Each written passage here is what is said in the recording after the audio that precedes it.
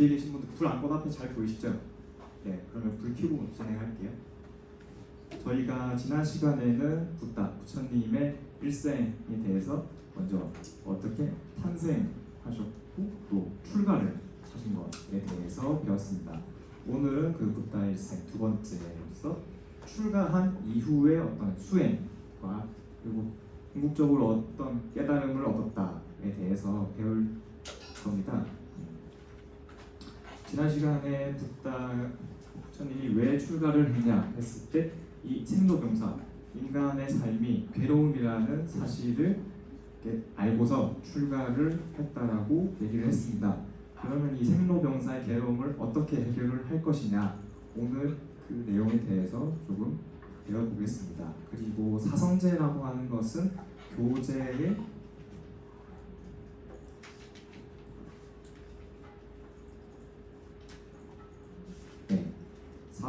제 사전을 보면은 사성제입니다. 이 사성제가 붓다가 깨달은 그 내용입니다. 오늘은 깨달음에 대한 여기까지의 스토리와 함께 그 깨달음의 내용인 사성제에 대해서 배워보도록 하겠습니다. 아마 오늘 내용은 조금 뒤로 갈수록 교리적인 내용이 나오기 때문에 여러분들이 이해하기가 쉽지 않을 수 있습니다. 그래도 천천히 잘 따라와 주시면 되겠습니다. 자, 목차 수행과 사문생활, 붓다의 깨달음, 사성제입니다. 지난 시간에 부처님이 출가를 하고 곧다마 시다르타가 출가, 성을 나오고서 사문이 되었다라고 얘기를 했습니다. 사문에 대해서는 설명을 드릴게요. 사문이란 한자로는 이렇게 표현을 하는데 이것은 인도어를 음사, 그러니까 소리 나는 대로 한자로 번역을 하다 보니까 이렇게 쓴 겁니다. 한자대로 하면은 이게 모래사자에 그냥 문문자라서 뜻은 별로 그런 게 없어요. 네.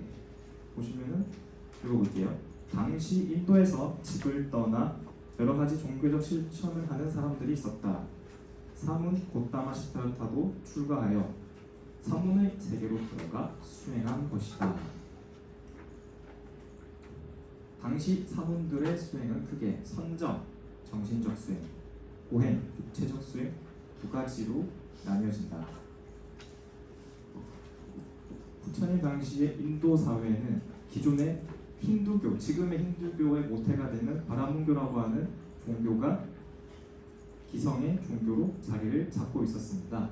네, 지금도 인도에 가면은 카스트라고 해서 헌법으로는 계급이 철폐되었다라고 하지만 지금도 인도 사회를 구성하는 가장 중요한 요소인 힌두교 질서라고 하는 그 질서가 이미 고대 인도에서부터 시작이 되었는데, 근데 그 힌두교 질서, 바라문 질서에 반대하는 수행자들이 등장을 하죠. 그들을 통틀어서 사문이라고 얘기를 합니다.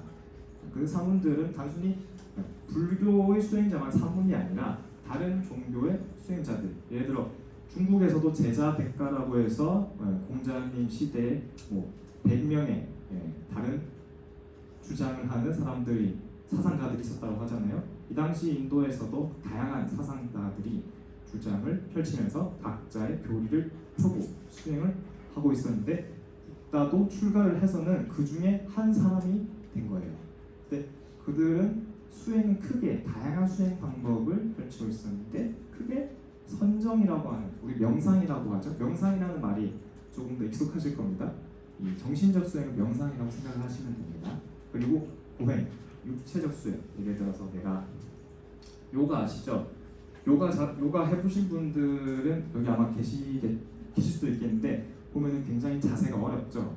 네, 거꾸로 선다거나 다리를 아프게 이렇게 꼬아서 한다거나 그렇게 내 몸을 괴롭히는 것을 우리가 육체적 수행, 고행이라고 생각하시면 되겠습니다. 그래서 곧다마 시타르타도 출가해서 두 명의 스승으로부터 이 선정에 관한 가르침을 먼저 배웁니다. 그리고는 얼마 안 있어 각자 그 두 명의 스승으로부터 배운 선정으로는 최고의 경지에까지 다다라요. 이때 선정의 내용에 대해서는 내가 선정, 그러니까 명상을 깊게 할수록 순간 나의 생각이랑 어떤 감정, 느낌 이런 게 끊기는 순간이 온다고 합니다. 그때 그 경지를 이제 선정이 어느 한 단계인데, 근데 그것을 들어가는 순간에는 엄청 행복해요. 내가 선정에 눈을 감고 있고 이 어떤 최고의 수행 선정 단계에 들어갔을 때는 그 상태에서는 행복한데, 그런데 그 선정에서 나오고 눈을 떴을 때는 그런데 여전히 현실은 괴로운 거예요. 여러분들 뭐 지금 삶에 어떤 많은 고민거리가 있지만 즐거울 때는 즐거우시죠? 예, 술을 마신다고 하거나 그럴 때, 물론 이건 선정이라는 다르지만 예를 들면은, 하지만 술을 마실 때는 즐겁고 좋죠. 그냥 다음 날은 어떤가요? 괴롭죠. 내가 그 술을 마시고 즐겁게 놀던 상태에서 벗어나면은 여전히 머리 아프고 괴롭고 합니다. 그런 것처럼 이 선정에 든 그 순간만큼은 내가 아무런 근심 걱정도 다 사라지지만, 이 선정에서 깨어나는 순간에는 여전히 이 현실의 고민, 뭐였죠? 생로병사가 괴롭다라고 하는 사실에서는 벗어날 수가 없었던 겁니다. 그리고는 이 수행을, 특히 선정, 정신적 수행을 포기를 하게 됩니다. 그리고서 배운 것이 고행입니다. 아까 고행은 앞에서 육체적인 수행이라고 말씀을 드렸죠. 이 선정의 가르침에 만족하지 못하고 스승을 떠나서 고행림에 들어감. 여기서 림자는 숲풀림이라고 해서 숲이라고 생각하시면 돼요. 그러니까 당시에 많은 사문들이, 다양한 사문들이 한 장소에 모여서 이렇게 고행을 하고 있었다고 얘기를 합니다. 여기 보시면은 이렇게 이 수행을 하고 있는 고타마 시타르타인데 어떤가요? 이미 고행을 해서 엄청 말랐죠. 배도 홀쭉하고 팔다리도 엄청 홀쭉합니다. 그리고 이 밑에 있는 5명의 사람들은 당시에 이 고타마 시타르타를 따라서 수행을 하던 동료들이라고 합니다. 네, 이 수행 수준만 보더라도 이분들은, 여기 있는 사람들은 통통하고 살도 안 빠졌죠. 하지만 이 고타마 시타르타만이 엄청나게 수행을, 특히나 고행을 열심히 했다고 합니다. 이 고행의 내용은 뭐냐? 처음에는 내가 먹는 것을 제한하는 거예요. 그래서 뭐 밥을 한 끼를 먹다가 다음 날에는 반 끼로 줄이고, 다음에 또 다시 반으로 줄이고, 그 다음에는 과일 한 조각만 먹고, 마지막에는 쌀 한 톨만 먹었다고 합니다. 하루에. 그래서 유명한 사진이 있습니다. 이게 파키스탄의 라우르 박물관에 소장하고 있는 일명 고행상이라고 하는데, 지금 보면은 여러분들 뭐 배가 허기질 때 관용적인 표현으로 배와 등이 달라붙었다라고 얘기를 하죠. 그 말이 이제 이런 장면을 얘기를 하는 겁니다. 하루에 쌀 한 톨만 먹으면서 수행을 하다가 이렇게 가슴, 갈비뼈까지 다 드러나는 상태까지 수행을 했다라고 얘기를 합니다. 이렇게 수행할 수 있을까요, 여러분들? 사실 이 정도면은 정신적으로 엄청나게 강하지 않으면 못하죠. 항상 육체와 어떤 정신은 같이 가는 건데, 이 정도로 나의 몸을 혹사를 시키려면은 그만큼 정신적으로도 강인한 사람이 되는데, 그만큼 이때 당시는 고타마 시타르타죠. 수행자, 사문 고타마 시타르타는 그 수행의 경지가 이미 그 당시에 사문들이 배우고 있던 모든 수준들에서는 다 이뤘지만, 더 이상 올라갈 때까지 없는 상태가 되었지만 수행으로는, 그럼에도 여전히 내가 가지고 있던 문제, 이 생로병사의 괴로움을 해결하지 못했던 겁니다. 앞에 정리했던 내용입니다. 고타마 시타르타는 처음 출가하여 선정 수행에 집중. 하지만 이 스승으로부터, 아까 2명의 스승으로부터 먼저 선정 수행, 정신적 수행에 대해서 배웠다고 했죠. 이 선정 수행은 사람의 일반적인 심리 작용을 모두 정지시키고 일반적인 삶의 요소를 망각하도록 함. 그런데 선정에 들어간 동안에는 일시적으로 자신이 처한 고통을 잊을 수 있으나, 이 선정에서 깨어나면 여전히 근본적인 문제는 해결되지 않은. 선정과 비슷한 느낌이 뭐가 있을까요? 잠자는 거는 조금 다르긴 한데, 잠에 드는 순간은 내가 이 현실의 어떤 문제와는 상관이 없죠. 물론 꿈을 꾸는 상황은 있긴 하지만 그거랑 조금 비슷하다고 보시면 돼요. 내가 잠을 자는 동안에는 이 현실의 문제는 문제가 되지 않아요. 하지만 잠에서 깨면 어때죠? 여전히 나의 현실이죠. 선정의 수행도 그와 조금 비슷한 느낌이다 보시면 됩니다. 그럼 3번 선정의 한계를 느낀 고다마 시타르타는 이것을 포기하고서는 극단적인 단식과 또 호흡을 정지하는 내 호흡을 점점 길게 정지하는 시간을 늘려가는 거예요. 그렇게 내 몸을 극도로 괴롭히다 보면은 내가 어떤 정신적인 나의 상태가 좀 더 성장하지 않을까라고 수행을 하죠. 하지만 이 보행 수행, 즉 육체적인 수행도 여전히 자신의 몸만 그렇게 혹사할 뿐 소득이 없었습니다. 최종적으로 고다마 시타르타는 사문의 주된 수행이 선정과 포행이 모두 최고의 단계까지 이르렀지만 이 생로병사의 근본적인 괴로움은 아무것도 해결할 수 없었습니다. 그리고 이제 이 고행도 더 이상 나의 길이 아니라는 사실을 알게 되죠. 그러고서는 내가 이 고행을 했다가는 그냥 죽는 것밖에 안 되겠구나. 네. 그러니까 이 고행을 포기를 결정을 합니다. 그리고서는 사문 고다마는 이 고행을 포기하고서는 네란자라 강에서 목욕한 뒤 수자따라고 하는 여인이 보시한 우유죽을 먹고 기력을 회복합니다.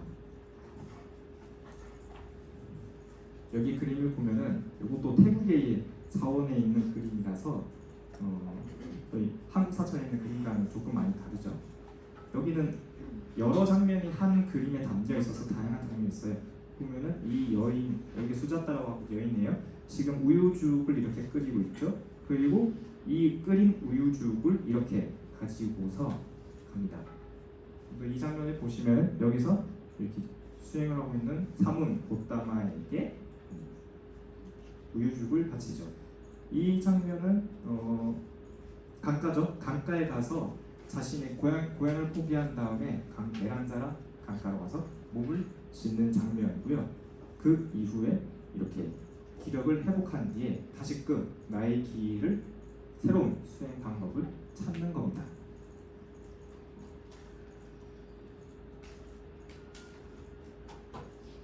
여기서 이제 중도라고 하는 말이 나와요. 아마 고등학교 때 윤리 전공을 선택을 해서 공부하셨다는 중도에 대해서도 들어보셨을 겁니다. 선정은 이제 정신적 수행, 고행은 육체적 수행. 근데 양자는 선정은 마음의 극단에 치우친 수행이고요. 고행은 몸에 치우친 극단적인 수행입니다. 그러니까 선정과 고행은 양쪽이 다 나를 정신적으로 혹은 육체적으로 극한까지 몰고 가는 거예요. 나의 정신과 몸과 마음을 괴롭히는 수행이에요. 이것으로는 깨달음을 얻을 수는 없다는 사실을 안 고다마 시타르타는 이 비유를 이렇게 표현합니다. 현악기 있죠? 기타라던가 건무라던가 줄이 너무 팽팽하면 어떻게 되나요? 튕기는 순간 끊어지기 쉽죠. 하지만 줄이 너무 느슨하면 소리가 안 나죠. 그런 것처럼 수행자도 이 몸과 마음 어느 한쪽만을 선택해서 너무 극단적으로 수행하면 안 된다라는 사실을 깨닫게 됩니다. 이것이 이제 중도라고 하는 가운데 중자의 길도자죠. 그러니까 육체라고 하는 여기를 이제 정신이라고 얘기를 해요. 이 끝을. 그리고 여기를 이제 몸의 끝을. 그래서 이 정신과 육체의 끝에 적정한 밸런스를 잡은 것. 그것이 중도, 그 길이라고 하죠. 가운데 길이라는 뜻이긴 한데 다만 그런데 이게 0에서 100에서 그 50 이런 어떤 기계적인 의미는 아닙니다. 이런 맹목적, 극단적 수행을 멀리하고 자신의 입장에서 효과적인 길을 선택하는 것이 중도다. 무슨 말이냐면은 사람마다 내가 조금 더 정신적인 수행이 맞는 사람도 있겠죠. 그리고 나는 육체적인 수행을 조금 더 치우치는 것이 나에게 효과적이다고 생각하는 사람이 있겠죠. 기준은 내가 되는 거예요. 어떤 신이 나에게 기준이 아니에요. 항상 말하는 신이 이렇게 해 라고 하는 것이 아니라 내가 직접 해보고 나에게 맞는 방법을 찾는 거예요. 내가 기준인 거예요. 그렇기 때문에 굉장히 구체적이라고 할 수 있죠. 그 길을 그러니까 나는 정신적인 수행에 조금 더 치우치는 것이 좋다 하는 사람들은 약간 더 이쪽에 서 있을 수 있는 거고, 혹은 나는 육체적인 수행이 좀 더 필요하다 하는 사람들은 여기서 조금 더 치우칠 수 있는 거죠. 하지만 극단에 치우치게 되는 순간 현악기의 줄이 끊어져 버리거나 혹은 소리가 나지 않게 되듯이 그것은 문제라고 하는 거죠. 그래서 중도란 이것도 저것도 아닌 0에서 100 사이에 50이라는 어떤 회색주의 그런 의미가 아닙니다. 내가 처한 상황, 나의 지금 수준을 정확하게 명확하게 인식을 하고 자신에게 필요한 그리고 옳은 길을 선택한다는 의미에서 정도, 정자는 이거 바를 정자입니다. 나에게 올바른 길을 선택한다. 그래서 중도를 정도라고도 표현을 합니다. 이 사실을 알고서는 주단화는 이 중도의 실천을 통해서 보리수학에서 새벽녘에 새별, 지금으로 치면은 금성이에요. 새벽에 뜨면은 저기 이쪽 보면 금성이 반짝반짝 빛나는 별이 있습니다. 그걸 지금은 이제 금성인데 그걸 옛날에 이제 새별이라고 표현했죠. 그때 그것을 보고서는 깨달은 자, 붓다가 되었다고 합니다. 이때의 나이가 35세. 지난 시간에 붓다가 출가를 한 것은 언제라고 했죠? 29세. 그러니까 6년간의 수행 끝에 깨달은 자, 붓다가 되었다라고 합니다. 붓다라는 그 말 자체가 그 인도 자체의 뜻이 깨달은 자, 깨달은 사람이라는 의미가 있어요. 그럼 중도의 실천을 통해서 깨달음을 얻었다라고 했는데 그 깨달음의 구체적인 내용이 무엇이냐 하는 게 사성제죠. 이 사진 보이시나요? 혹시 이거 어딘지 아시는 분? 저기 뒤에도 있어요. 벽 뒤에 보이세요? 아마 강의실 가면은 저렇게 다 한쪽에 다 이렇게 붙어 있는데 경주 석굴암에 있는 부처님 사진입니다. 석가모니라는 의미에서는 지난 시간에 설명을 드렸죠. 석가족 출신의 성자, 모니라는 것이 이 무니가 성자라는 의미입니다. 이렇게 붓다가 깨달음을 얻으셨다. 그렇다면 그 깨달음의 내용이 무엇이냐에 대해서 설명을 하겠습니다. 중도를 통해 붓다가 깨달은 내용은 4가지 성스러운 진리인 사성제라고 우리가 얘기를 합니다. 4가지 성스러운 우리가 성이 성스럽다 하죠. 그 성자고요. 이 진리라는 한자에서 제에서 사성제라고 우리가 얘기를 합니다. 그 사성제의 구체적인 내용이 무엇이냐면은 고성제, 집성제, 열성제, 도성제입니다. 첫 번째, 고성제. 괴로움에 대한 성스러운 진리. 내가 살고 있는 이 현실이 괴로움이라는 것을 아는 거예요. 생로병사, 인간 삶이 반복되는 그 생로병사의 삶이 괴로움이라는 사실을 여실하게 아는 거예요.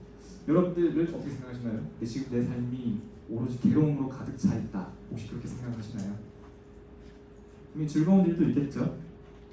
물론 괴로운 일도 있겠지만 친구를 만나서 즐겁고 그 친구 가족과 만나서 즐겁고 즐거운 일도 분명히 있을 수 있죠. 하지만 그것도 다 괴로움이라는 거예요. 왜 괴로움인지는 뒤에 가서 설명을 해드릴게요. 그리고 집성제, 왜냐면은 이 괴로움의 그러면 대체 원인이 무엇이냐 했을 때 그 원인으로 붓다는 이 집착이 괴로움의 원인이다라고 진단을 내립니다. 내가 이렇게 나의 삶이 괴롭고 우리가 계속 생로병사에 윤회하는, 반복해서 태어나고 죽고 태어나고 죽고 태어나고 죽고 하는 이 윤회의 흐름에서 벗어나지 못하는 이유가 집착 때문이라는 거예요. 그래서 불교에 대해서 얘기하면은 집착을 버려라 얘기를 하는 이유가 이것이 괴로움의 원인이라고 하는 그 사실을 알았기 때문에 집착이라고 하는 겁니다. 지금 보면은 어떤 현실적인 문제의 결과를 먼저 얘기를 하고, 결과가 그러니까 내가 병이 나서 아프다는 사실을 먼저 알죠. 그러면은 그 병이 나서 우리가 자신은 병을 치료할 수가 없으므로 보통 병원에 가죠. 그럼 병원에 가서 의사한테 물어보죠. 지금 내가 아픈 이 이유가 뭐냐고 묻죠. 그러고는 그다음에 그거에 대해서 집착이 그 원인이다 라고 진단을 내리는 겁니다. 그럼 거기서 너가 아픈 거는 집착 때문이야 라고 하면 거기서 끝나면 안 되겠죠. 그러면 이것을 해결할 수 있는 방법을 알려줘야죠. 처방을 해줘야죠. 그것이 바로 멸성제와 도성제인데, 멸성제는 무엇이냐면 이 괴로움이 소멸이 되었을 때 진정으로 깨달음이라고 하는 것을 얻을 수 있다라는 거예요. 그리고 이 괴로움이 사라지는, 어떻게 해서 사라질 수 있냐 하는 거에 대해서는 8가지 8정도라고 하는 방법을 알려줍니다. 이게 도성제의 구체적인 내용이에요. 다시 설명드릴게요. 자, 먼저 고성제, 괴로움이라는 사실. 근데 여러분들 요 내용만 보면은 이해가 안 되시는 건 없죠. 내가 괴롭다라고, 괴로움의 원인은 집착 때문이구나 하는데, 예를 들어 이런 거 있죠. 내가 지금 괴로움의 원인은 굉장히 많겠죠. 내가 지금 돈이 없어 괴롭다 하면은 결국에는 왜 돈이 없어 괴롭다라고 생각을 할까요? 돈에 대한 집착 때문에 결국 괴로운 거예요. 그리고 지금 여기 혹시 여자친구나 남자친구, 연인 때문에 괴로운 분들도 계실 거예요. 즐거움도 있겠지만 그 왜 괴로울까요? 내가 결국 그 연인에게 집착을 하기 때문에 괴로운 거예요. 그렇다면 간단하게 그 집착을 버리기만 하면은 그 문제가 해결된다. 요거는 그렇게 이해하기가 어렵지 않으실 거예요. 그런데 왜 이게 최종적인 깨달음이냐라고 말하면은 이해하는 거랑 체득하는 거랑은 전혀 다른 문제입니다. 우리가 이해는 할 수 있어요. 그렇구나라고 하지만 우리는 그것을 매일매일 실천을 하지 못하죠. 여러분들이 갖고 있는 많은 어떤 현실적인 문제들이 있을 겁니다. 근데 여러분들은 그 현실적인 문제를 해결할 수 있는 길들은 대부분 알고는 있을 거예요. 하지만 알고도 우리는 하지 않죠.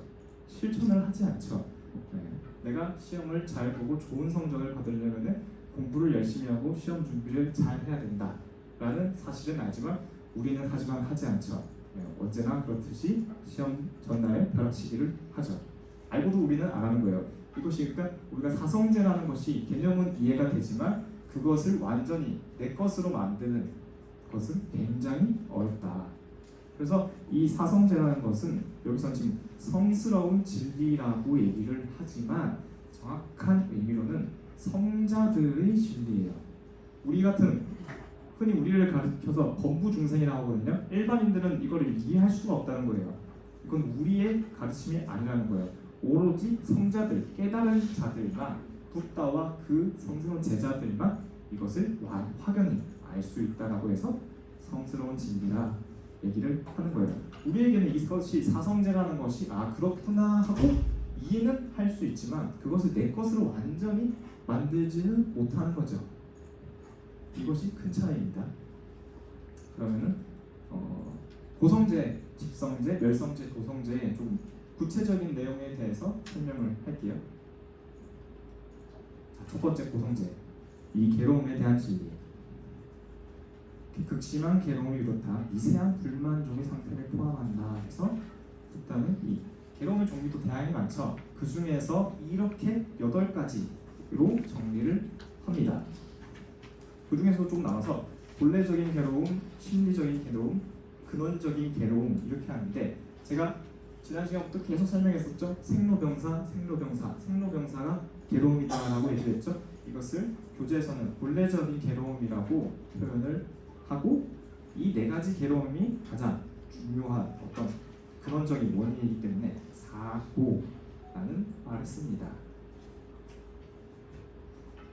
태어남이 왜 괴로우냐, 늙음이 왜 괴로우냐, 병듦이 왜 괴로우냐, 죽음이 왜 괴로우냐.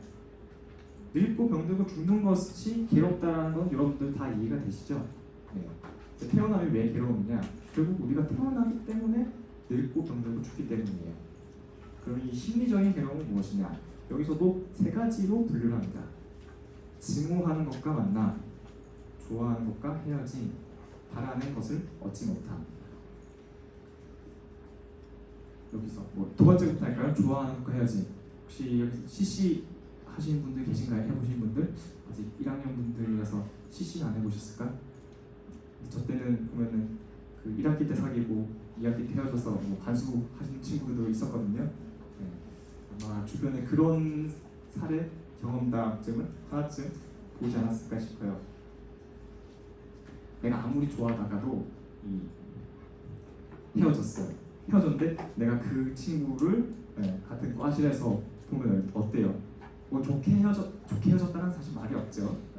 싸워서 헤어졌겠죠. 그렇기 때문에 그 사람을 보면 내가 화가 나고 불편하고 하는 거예요. 그것이 원증해고라고 해서 증오하는 것과 만나는 것이 다시 괴롭다. 그러니까 여기 보면은 원증, 원망하고 증오하는 그 대상과 다시 만나는 것이 결국 괴로움이다, 고통이라는 거예요. 그리고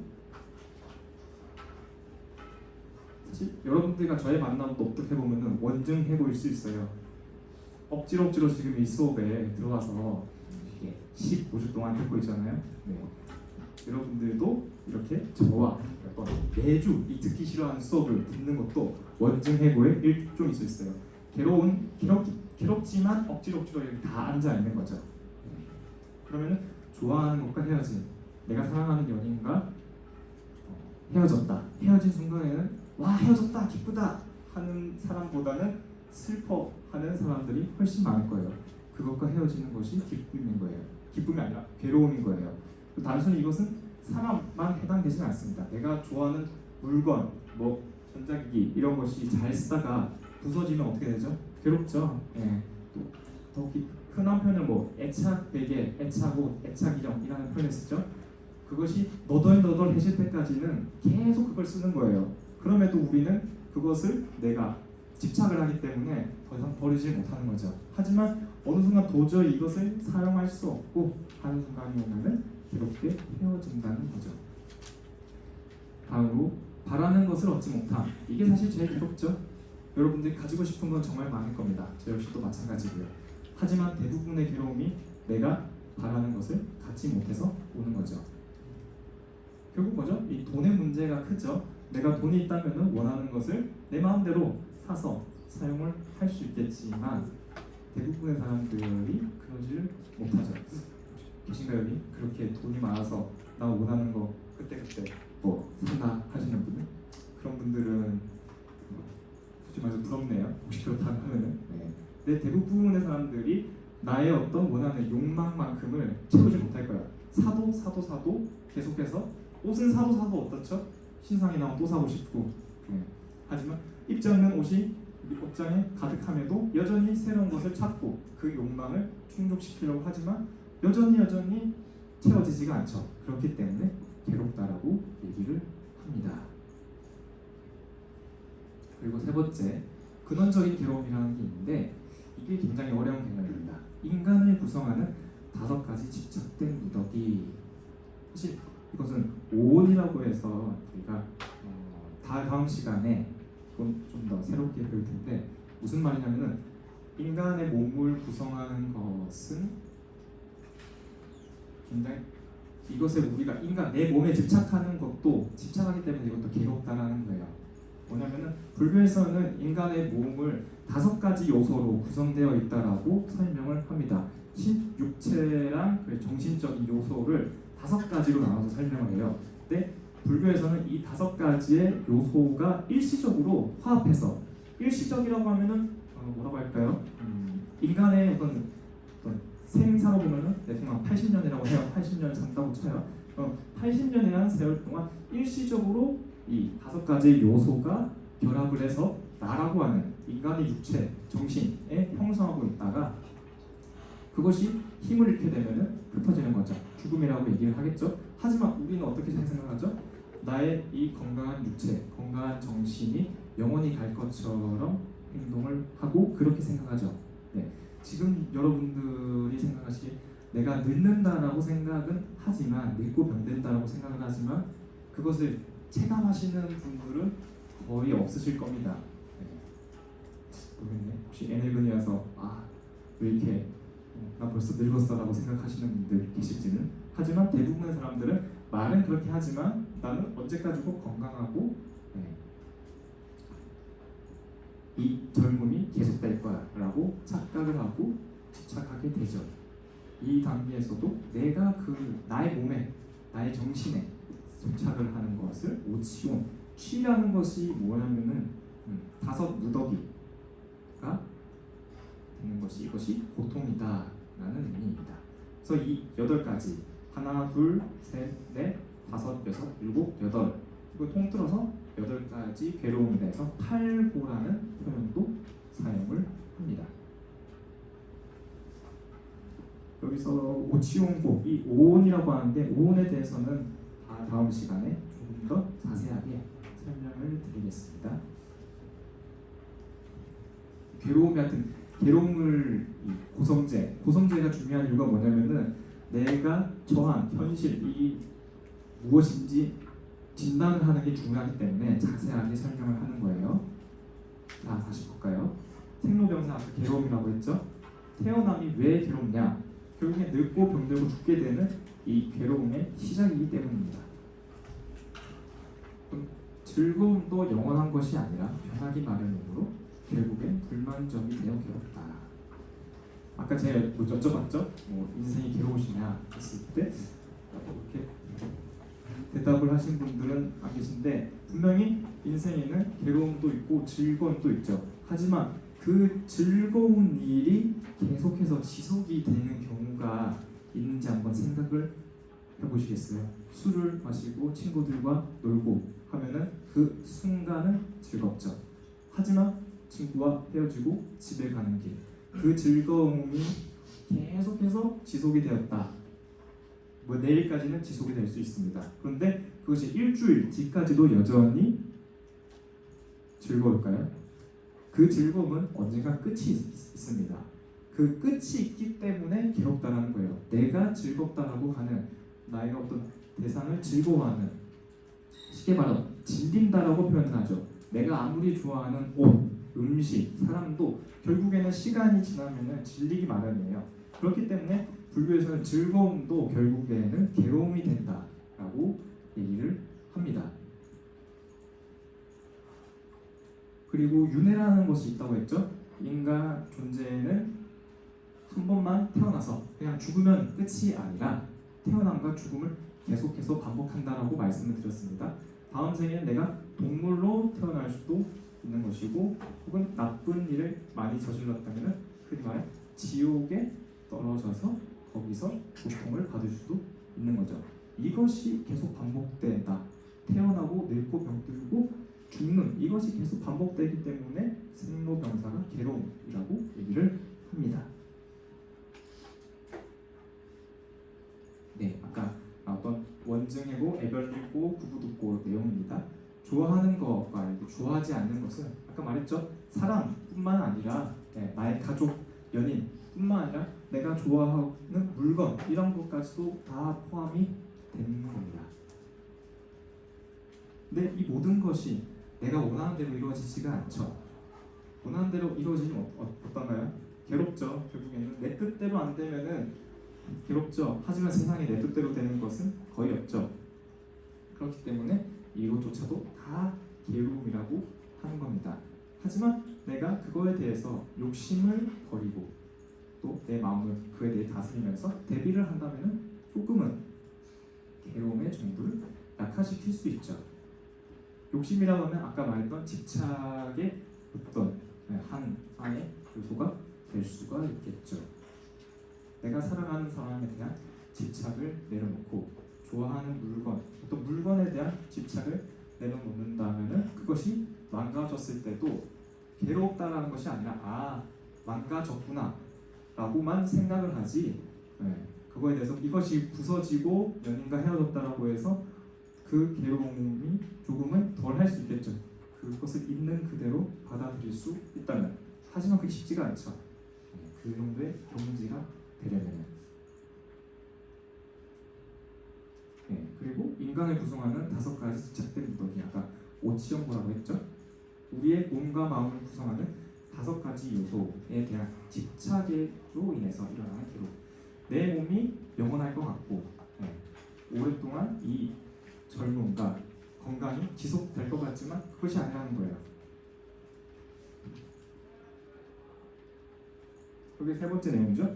우리의 몸과 마음을 변하지 않는 자아라고 착각해서 집착하기 때문에 몸과 마음의 변화에 따라 불만족과 괴로움을 느낀다.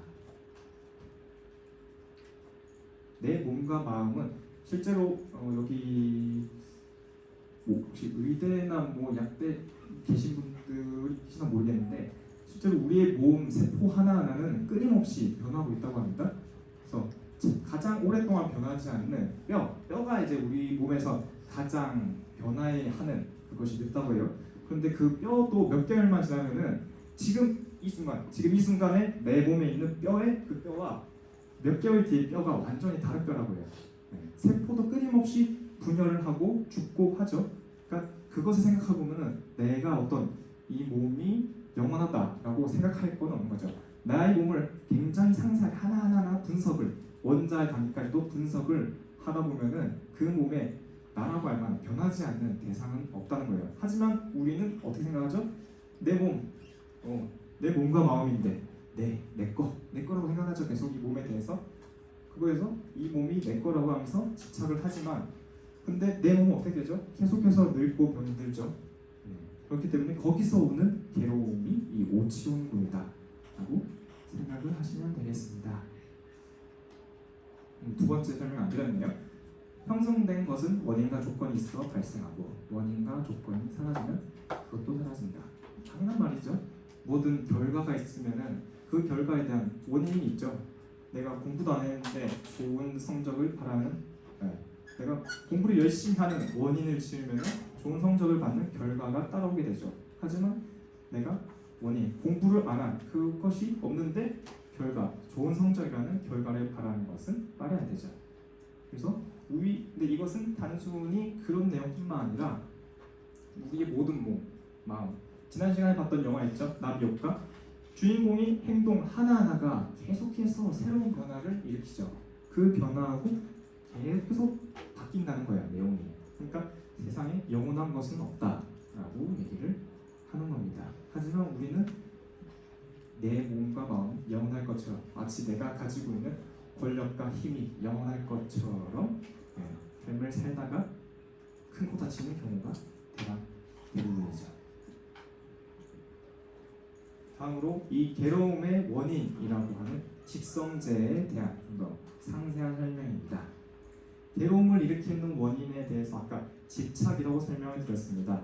이것을 갈애라고 하는데 갈이 뭐냐면은 목마른 건 한자 뜻은 목이 마르다라는 표현이에요. 갈증이라고 하죠. 갈증할 때 이 갈자가 갈이고 애는 뭐라면 사랑한다. 우리 사랑할 애자인데 내가 어떤 대상을 사랑하는 것이 이 목이 마른 목마른 사랑이라는 표현이 있죠. 그것이 여기서 비롯된 표현이에요. 다 내가 그렇게 원하고 갈망을 하지만 그것이 성취가 되지 않고 그렇기 때문에 내가 가지고 원할수록 하지만 이 나의 어떤 그 바라는 욕망의 정도는 채워지지가 않죠. 그것을 정말 가래라고 표현합니다. 이 집착, 가래가 결국에는 나의 다음 생으로 이끄는 내가 계속 윤회하게 되는 원인이라고 불교에서는 얘기를 합니다. 그리고 이 가래의 대상에 대해서는 좀 3가지로 얘기를 합니다. 감각적 욕망에 대한 가래. 우리 5가지 감각기관이 외부 대상에 대해 즐거움을 얻으려는 욕망. 무슨 말이냐면 우리가 보고, 듣고, 보고, 듣고, 그리고 맛보고, 혀. 그 다음에 냄새를 맡고, 코로 냄새를 맡고 4가지. 그리고 몸, 나의 피부로 느끼는 이 5가지 우리의 감각기관이 외부의 대상, 우리가 보는 대상, 듣는 대상, 음악을 보는 것, 예를 들어 영화를 보는 걸 좋아하고 드라마를 보는 걸 좋아하고 하는 외부 대상이 있죠. 외부 대상을 보고 그리고 음악을 듣는 거를 좋아하고 좋은 향수, 좋은 향기, 좋은 뭐 바디워시, 로션 혹은 샴푸 냄새 이런 거를 좋아하는 것. 그리고 네 번째, 맛있는 음식을 맛보고, 그리고 피부의 감촉, 보드라운 감촉, 거칠거칠한 감촉은 별로 좋아하시지 않죠. 다들 부드러운 감촉을 좋아하죠. 이 외부의 대상에 대해서 우리의 감각기관, 눈, 귀, 코, 혀, 몸의 이 5가지 우리가 가지고 있는 감각기관을 통해서 겪는 것이 다, 그것을 통해서 우리는 즐거움을 얻으려고 하죠. 멋있고 좋고 이쁜 것만 보려고 하지, 못생기고 못났고 하는 것을 사람들은 기본적으로 보기를 싫어합니다. 그리고 시끄러운 소리, 여기서 제가 갑자기 소리를 빡 지르게 되면은 여러분들이 다들 본능적으로 귀를 막을 거예요. 그런 소리, 사람들은 자연적으로 즐거운 욕망을 얻으려고 하지 외부 대상으로부터 싫은 것은, 괴로운 것은 싫어 얻지 않으려고 하죠. 이것을 감각적 욕망에 대한 집착이다, 가래이다 라고 설명합니다. 이 5가지 감각기관에 대해서도 다다음 시간에 오온을 설명하면서 상세하게 다룰 예정입니다. 그리고 두 번째, 존재에 대한 가래, 지속적이고 영원한 삶에 대한 갈망. 이건 계속 설명을 드렸죠.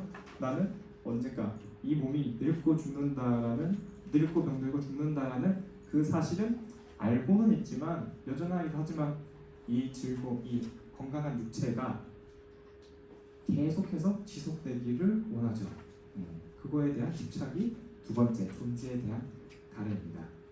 또 세 번째, 존재에 대한 가래가 있다면 비존재에 대한 가래도 있습니다. 완전히 사라지기를 바라는, 즉 나의 몸이 자살이라고 얘기를 할 수도 있겠죠. 죽음 이후는 뭐가 있을까? 아무것도 없다. 그렇기 때문에 나는 죽음을 원한다 라고 생각을 할 수도 있겠죠. 하지만 쉽게 말해서 이제 죽으면 끝이다. 죽으면 끝이니까 지금 뭐 그냥 다 쓰고 죽자라고, 먹고 죽자라는 표현도 쓰죠. 하지만 그것이 불교에서는 죽는다고 해서 끝이 아니라고 여러 번 설명드렸죠. 다시 태어난다고 결국 얘기했죠. 그렇기 때문에 죽는다고, 이 비존재에 대한 가래조차도 내가 죽음이 끝이 아니기 때문에 이것도 내가 비존재, 나의 죽음에 대한 집착을 하지만 그것도 여전히 괴롭고 이루어지지 않는다라고 얘기를 합니다. 죽음이 결코 해답은 아니라고 얘기할 수 있는 거죠. 따라서 이 가래, 3가지 가래가 없어지지 않는 한 우리의 괴로움은 끝나지 않고 윤회하는 삶은 해결이 되지 않는다. 그럼 이렇게 어떤 나의 현실적인 문제의 결과가 있고 그 원인을 알았으면은 이거에 대한 처방이 필요하죠. 해결책을 제시를 해줘야지. 너의 집착이 문제야 라고 하고 끝나버리면은 이거는 이제 그냥 염세주의, 허무주의로 빠지게 되는 문제가 발생합니다.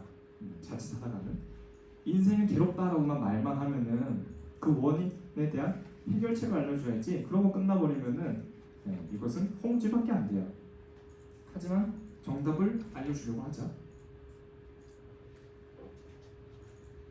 괴로움의 소멸은 그 괴로움의 원인이 가래가 소멸된 상태라고 얘기를 합니다. 아까 집착이라고 얘기했죠. 혹은 욕망이라고 했고요.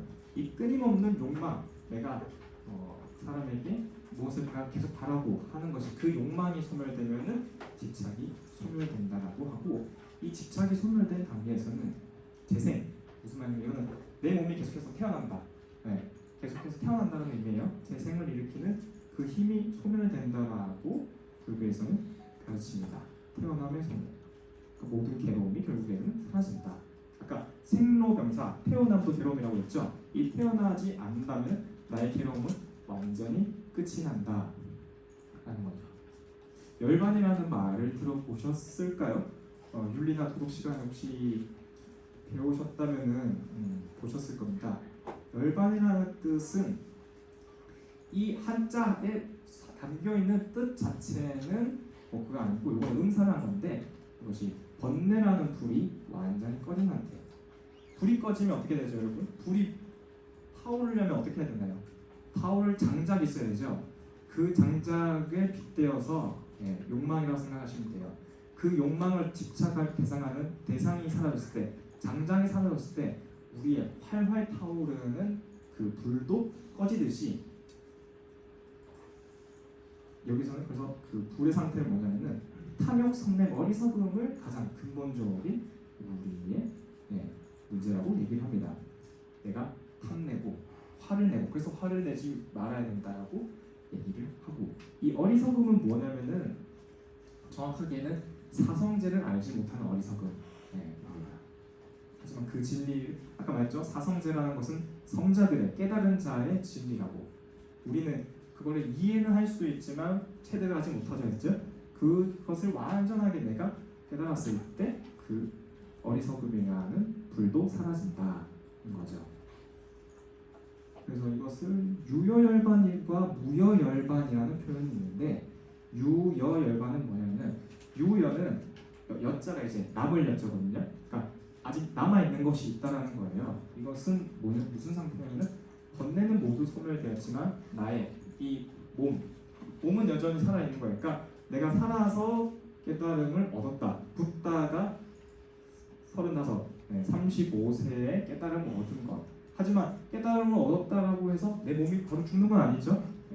여전히 살아있죠. 그것을 내 몸은 남아있다고 해서 유여열반이라고 하고 다음 시간에 보겠지만 붓다가 80세 인멸이라는 표현이 죽음이라는 표현인데 그 죽음에 대해서 좀 더 높게 불려주는 표현이라고 보시면 되겠습니다. 그것을 무여 남음이 없다. 나의 육체까지도 모든 소멸한 상태 이렇게 되면은 그래서 붓다는 윤회하지 않는다라고 얘기를 합니다. 여기서 이제 궁금하신 분이 있을 거예요. 열반을 얻었어. 그러니까 내가 깨달음이라는 걸 얻었어. 내가 붓다와 같은 그것이 어떤 경지인지는 잘 모르겠지만 내가 사성제를 완전히 체득을 해서 열반이라고 하나 얻었다라는 내가 확신이 있어요.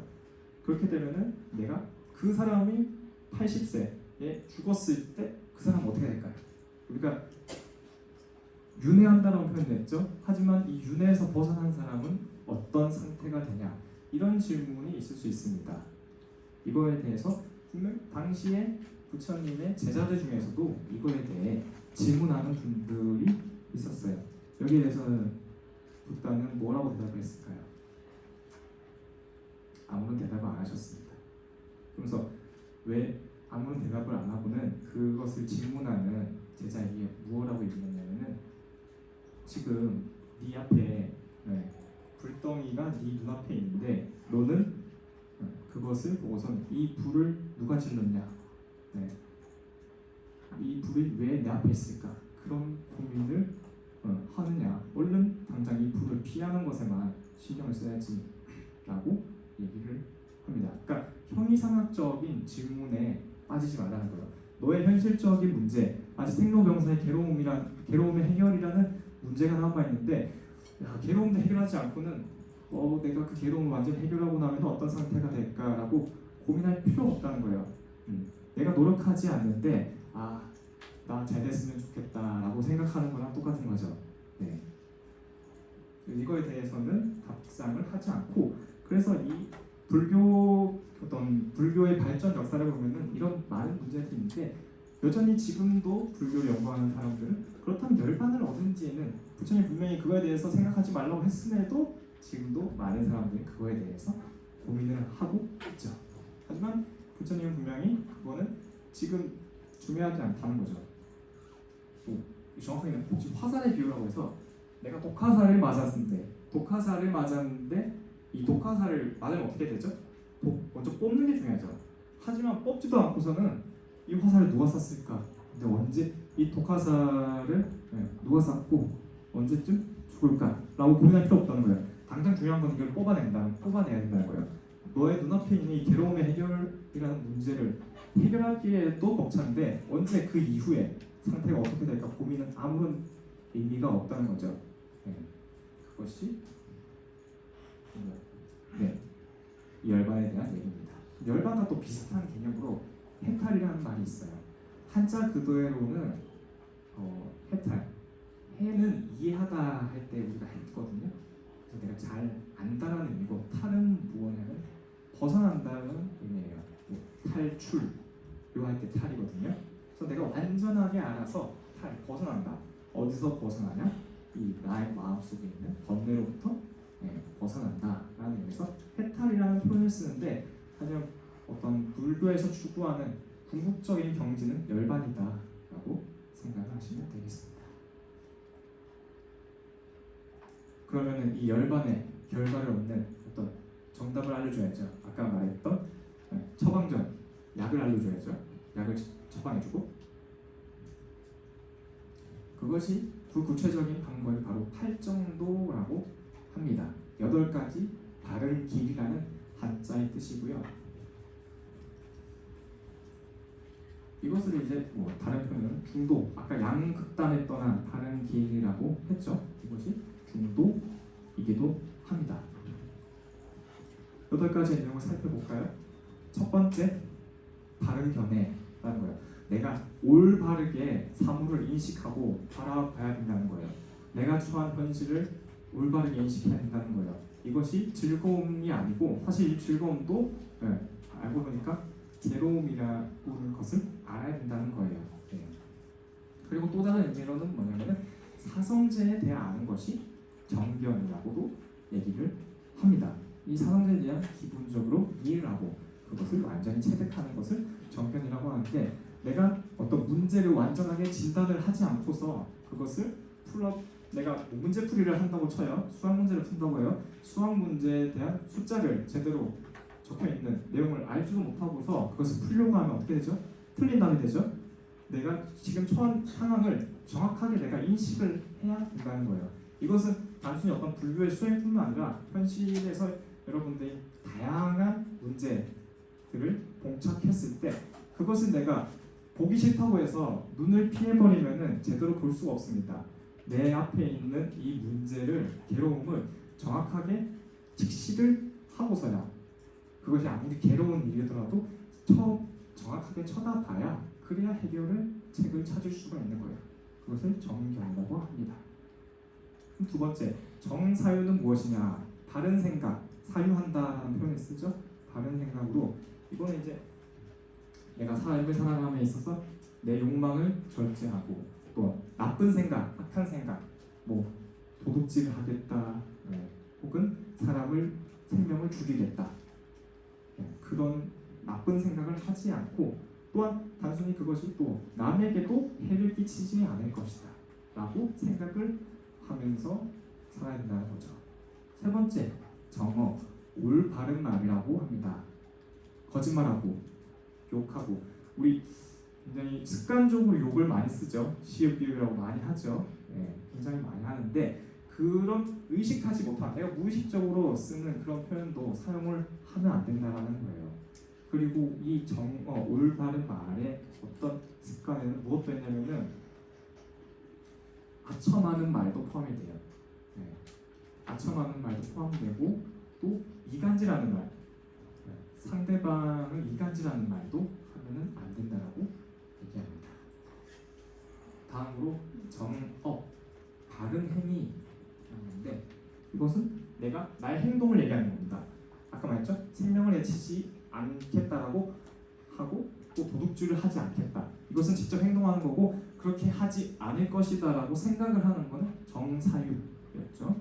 그리고 정명은 뭐냐면은 바른 생활. 그게 무슨 말이냐면은 내가 올바른 직업을 갖는 거예요. 내가 생계를 유지함에 있어서는 올바른 방식으로 생계를 유지해야 된다. 그죠? 예를 들어서 최근 많이 문제가 되는 마약을 유통한다던가 도박 사이트를 운영한다던가, 모두 어떻죠? 나의 주변에, 나뿐만 아니라 내 주변 사람들에게도 다 피해를 입히는 아주 나쁜 직업들이죠. 하지만 제가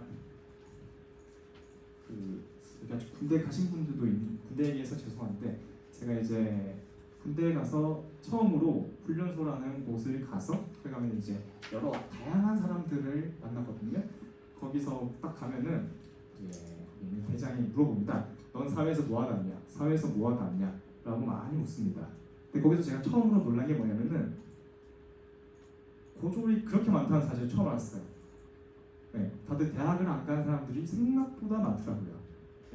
그거에 놀랐고 이 얘기하는 이유가 뭐냐면은 그 사람 중에 한 명은 자기 사회에서 불법 도박 사이트 운영하다 왔다는 거예요. 혹시 그런 사람도 있었어요. 그래서 그 대장이 궁금해서 그거 안 잡히냐라고 하니까 해외 서버도에서 안 잡힌다 이렇게 얘기하더라고요. 네. 근데 그런 사람들도 지금 실제로 우리 주변에 있다는 거죠. 그래서 이런 것을 통해서 나의 생계를 유지하지 않는 것, 그것이 정명이라고 하는 겁니다. 다음으로 6번째, 정지는 무엇이냐? 바른 노력. 이 바른 노력은 정확히 어떤 의미냐면은 내가 악하고 해로운 것들을 발생하지 않도록 내가 어떤 생활하고 행동함에 있어서 나의 행동 하나가 나쁘지 않도록, 나쁜 것이 낫지 않도록 내가 노력하고 하는 것을 말다. 그리고 어쩔 수 없이 어떤 악하고 나쁜 것이 내가 노력함에 있어서 발생했다고 하면은 그것을 제거하기 위해서 노력을 해야 되는 거고, 또 좋은 것, 사람들에게 유익한 것, 주변인들에게 도움이 되는 것들이 있다면은 그것은 계속해서 이어질 수 있도록 노력하라는 거죠. 그것이 정진, 바른 노력, 정진하라라는 표현 들어보셨을 겁니다. 그 정진이 이 바른 노력의 의미입니다. 그리고 7번째, 정념이라고 하는데 바른 마음 챙김 혹은 의식이라고 해서 나의 정신, 계속 나의 어떤 의식 상태가 계속해서 멍하게 있으면 안 된다는 거예요. 근데 멍하게 있으면 이거는 어떤 수행과 관련된 건데, 불교에서는 수행의 방법 중 하나가 뭐냐면은 내 몸 상태와 마음 상태를 끊임없이 관찰을 하라는 게 있거든요. 혹시 여기 자아 명상 들으셨거나 지금 듣는 분들이 계실 겁니다.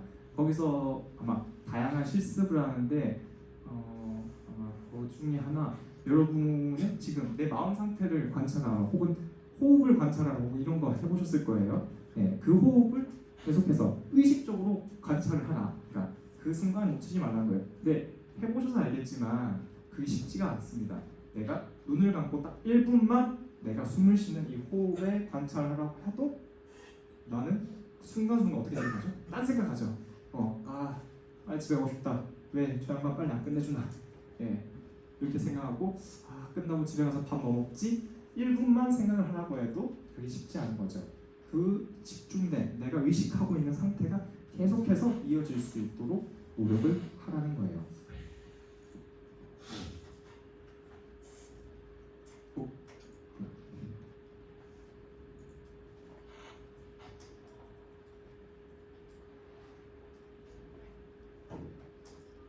그리고 마지막 8번째, 정정에서 바른 집중이라고 됩니다. 그렇게 내가 수행을 할 때 내 마음이 코에 집중을 한다거나 나의 몸에 집중한다거나 그것이 집중이 흐트러지지 않는 그 상태에 대해서 정정, 바른 집중이라고 표현을 합니다. 하지만 이 바른 집중은 특히 내 외부에 대해서도 바르게 집중을 할 수 있어야 돼요. 이게 무슨 말이냐면은 아까 정견에 대해서 외부에 대해서도 내가 이 현실, 내가 처한 현실에 대해서도 정확하게 인식을 해야 된다라고 얘기를 했죠. 그것은 집중이라는 것은 내 내면에 대한 집중뿐만 아니라 외부에 대해서도 이것이 어떤 상태인가에 대해 명확하게 이해를 해야 되는 겁니다. 그때 내면에 대한 집중만 얘기하는 것은 아까 고타마 시타르타가 출가를 해서 9명의 스승으로부터 선정이라고 하는 어떤 수행 단계를 배웠다고 했죠. 정신적 단계. 그것은 내 마음속에 대해서만 집중을 하는 거예요. 하지만 그것이 깨어나게 되면 어떻다고 했죠? 여전히 현실은 괴롭다고 했죠.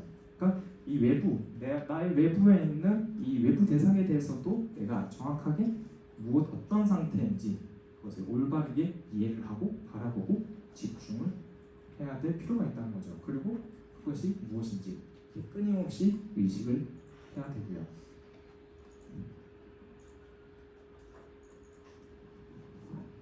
또 이 8정도를 또 교재에 보시면 이렇게 정리를 할 겁니다. 마지막에.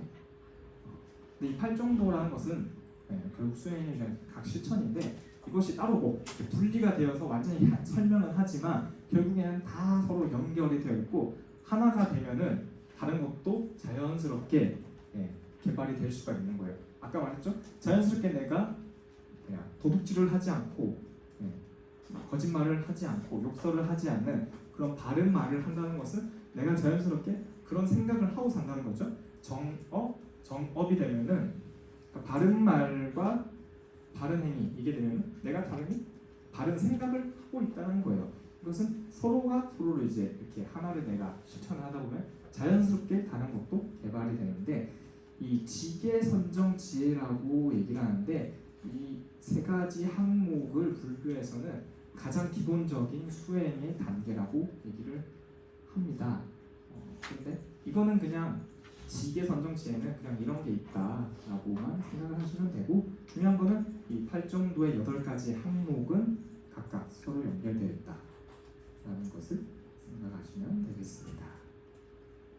그리고 교재 마지막에 보시면 이런 말이 있을 겁니다. 이때 또 불교에 대해서 많이들 착각하는 내용들이 있습니다. 계속해서 제가 지난 시간과 오늘 가장 많이 썼던 표현이 하나 있을 겁니다. 단어가 괴로움이라는 단어. 근데 괴롭다라는 단어를 쓰다 보니까 이 불교를 대해서 간혹 염세주의, 부정주의 혹은 허무주의로 착각을 하는 경우가 많습니다. 실제로 어떤 불교가 인도에서 발생을 하고 저기 그리스까지도 전달이 됩니다. 그리스의 키론 학파라고 있는데 무슨 니힐리즘이라고 해서 이제 허무주의 그 학파입니다. 그렇게 잘못 발전이 되는 경우도 있습니다. 하지만 아까도 얘기를 계속했죠. 불교는 이 현실이 괴로움이라고 진단을 하지만 그 원인에 대해서 어떻게 해결을 할 수 있을지 그 해결책을 제시를 해주죠. 우리가 이 괴로움에서 괴로움이란 내 삶이 괴롭구나라고 하는 것에서 끝나지 않고 왜 나의 삶이 괴로움인지 그 원인에 대해서 집착이라고 하는 그 원인을 정확하게 파악을 하고 그럼 우리는 어떻게 이 집착을 없애고 그로 인해서 괴로움을 해결할 수 있을까라는 정답지를 제공을 해주죠. 8정도라고 하는 정답지 그 해결책까지 제시를 해줍니다. 그리고 이 해결책의 실천은 어떻게 해야 되냐? 결국 내가 해야 되는 거예요. 누가 해주지 않습니다. 내가 직접 이 현실에서 지금 살아가고 있는 현실에서 열심히 최선을 다해서 실천하고 수행하고 하라는 거죠. 지금 내 문제를 정확하게 진단하고 이해를 하고 해결하려는 통찰력을 기르도록 합니다. 계속해서 나의 문제가 지금 말로는 이렇게 이해가 되는 것 같아요. 하지만 지금 이 강의실에 나가는 순간 인생은 괴로움이 아니라 즐겁지라고 생각을 할 수 있을 거예요. 하지만 계속해서 그것을 사유하고 생각을 하다 보면은 이 통찰력을 기르다 보면은 어느 순간 언제가 될지 모르겠습니다. 이번 생은 저는 힘들 것 같아요. 다음 생도 할 수 있을지 모르겠어요. 제가 다음 생에는 사람으로 태어날지 안 태어날지도 모르니까. 하지만 그것이 언젠가 지금 내가 살아있는 이 몸을 이 인간이라는 몸으로 받아서 살아있는 동안에는 그것을 해결할 수 있도록 노력을 하는 그 가르침을 주는 것이기 때문에 굉장히 현실적인 가르침이다 라고 얘기를 할 수 있습니다. 그래서 허무주의는 결국에는 어떤 정답을 얘기를 해주지가 않습니다. 내 문제에 대한 해결책을. 하지만 여기서는 분명하게 정답지를 제공을 하죠. 그 정답지 실천이 쉽지가 않기 때문에 불교가 어렵다라고 얘기를 많이 하죠. 결국 근데 이런 내용들을 보면 뭐죠? 한마디로 정리할 수 있어요. 이렇게 하는 거예요. 착하게 사는 거. 착하게 사는 거. 하지만 지금의 현실은 어떤가요? 내가 착하게 살고 싶어도 착하게 못 살게 만드는 것들이 주변에 많죠. 나를 유혹하는 것들이 너무나 많고 나를 나쁜 길로 인도하려는 것들이 너무나 많고 착하게 살아봤자 오히려 손해보고 사는 것 같고 오히려 나쁘게 사는 그러니까 나쁜 놈들이 더 잘 살고 하는 것 같고 하지만 그럼에도 불구하고 착하게 살라고 하는 것이 이 불교의 가르침이다 라고 생각하시면 되겠습니다. 혹시 여기까지 오늘 강의했던 내용 질문 있으신 분? 원래 끝내는 게 제가 할 수 있는 최고의 일이겠죠. 오늘은 여기서 마무리하고요. 다음 시간에는 이제 부처님이 깨달음 얻었어요. 그러면은 아까 35세에 깨달음 얻고 80세에 인멸, 죽음을 맞이했다 했죠? 그 동안에는 어떤 일을 하셨냐? 그거에 대해서 배워보는 걸로 다음 시간에 붓다 일생 마무리 하겠습니다. 오늘 강의는 여기까지 하겠습니다. 지각하신 분들 혹시 있으면 앞에 나와서 지각 체크하시고요.